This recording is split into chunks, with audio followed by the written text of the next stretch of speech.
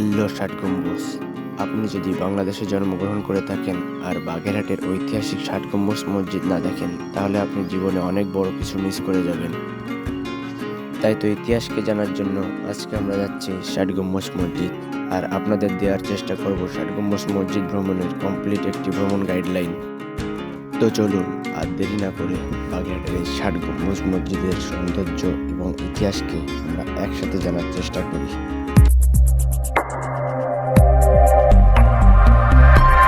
Hello guys, welcome to my channel for another blog video. আশা করি সকলে অনেক বেশি ভালো আছেন। বরাবরের মতো নতুন একটি ভিডিও নিয়ে হাজির হয়েছি রাইট নাও। এখন আমি আছি ঐতিহাসিক ষাট গম্বুজ মসজিদের সামনে। চলুন আপনাদের নিয়ে ষাট গম্বুজ মসজিদটি ঘুরে দেখি। কত পেলেন? 20 টাকা ছিল না? আমরা এখন টিকিট নিয়েছি, টিকিটের মূল্য পড়েছে 30 টাকা। চলুন আমরা ভিতরে যাই। এখানে আসার পর আপনাদের প্রথম কাজ হবে টিকিট সংরক্ষণ করা। টিকিটের মূল্য জনপ্রতি 30 টাকা। টিকিট নেওয়ার পর আপনারা সরাসরি ভিতরের দিকে ঢুকে যাবেন। আপনারা ঢাকা থেকে দুইটি মাধ্যমে এই ষাট গম্বুজ মসজিদে আসতে পারবেন। প্রথম মাধ্যমটি হলো ঢাকা থেকে সরাসরি বাসে করে বাগেরহাট, অথবা ট্রেনে করে ঢাকা খুলনা হয়ে তারপরে বাগেরহাটের এই ষাট গম্বুজ মসজিদে আসতে পারবেন।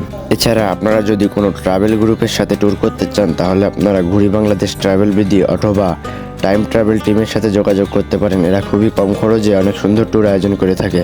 এদের ডে ট্যুর প্যাকেজে এসে আপনারা সুন্দরবন, খানজাহান আলী মাজার এবং বাগেরহাটের ঐতিহাসিক ষাট গম্বুজ মসজিদ ঘুরে দেখতে পারবেন। গেট থেকে ঢুকেই হাতের ডান পাশে প্রথমেই আপনারা দেখতে পারবেন বাগেরহাট জাদুঘর, কিন্তু আজকে সাপ্তাহিক ছুটি থাকার কারণে আমরা জাদুঘরে ঢুকতে পারিনি।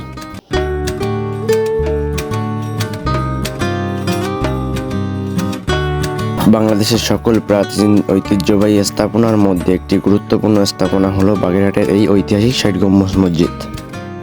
সুন্দরবনের কোলঘেঁষে অবস্থিত বাংলার এই প্রাচীন নিদর্শন 15 দশকে খানজাহান আলী কর্তৃক নির্মাণ করা হয়। বাংলার স্বাধীন সুলতানি আমলের এই ঐতিহাসিক নিদর্শনকে বিশ্ব ঐতিহ্য সংরক্ষণকারী প্রতিষ্ঠান ইউনেস্কো 1983 সালে বিশ্ব ঐতিহ্যের অংশ হিসেবে ঘোষণা করেছেন। প্রাচীন এই ঐতিহাসিক মসজিদটি বাগেরহাট শহর থেকে 3 মাইল পশ্চিমে ঘোড়াদিঘির পূর্ব পাড়ে অবস্থিত। মসজিদটিতে মোট 60টি পিলার এবং 81টি গম্বুজ রয়েছে। এটি প্রার্থনা সম্মেলন কেন্দ্র এবং মাদ্রাসা হিসেবে ব্যবহার করা হতো।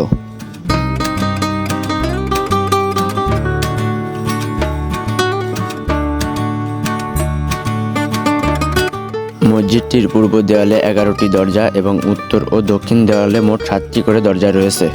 খানজাহান আলী এই মসজিদটিকে নামাজের ঘর ছাড়াও দরবার হল হিসেবে ব্যবহার করত। এই ষাট গম্বুজ মসজিদ ছাড়াও বাগেরহাটে রয়েছে আরও অনেক ঐতিহাসিক নিদর্শন। সুপ্রিয় দর্শক মণ্ডলী, আপনাদেরও যদি হাতে সময় থাকে ঘুরে আসতে পারেন এই ঐতিহাসিক বাগেরহাট জেলা থেকে। আর ভিডিওটি ভালো লাগলে ভিডিওতে একটা লাইক দিয়ে চ্যানেলটিকে অবশ্যই সাবস্ক্রাইব করে যাবেন। আজকের ভিডিওটি এখানে শেষ করছি। পরবর্তীতে আবার নতুন কোনো ভিডিও নিয়ে আপনাদের সামনে আসবো।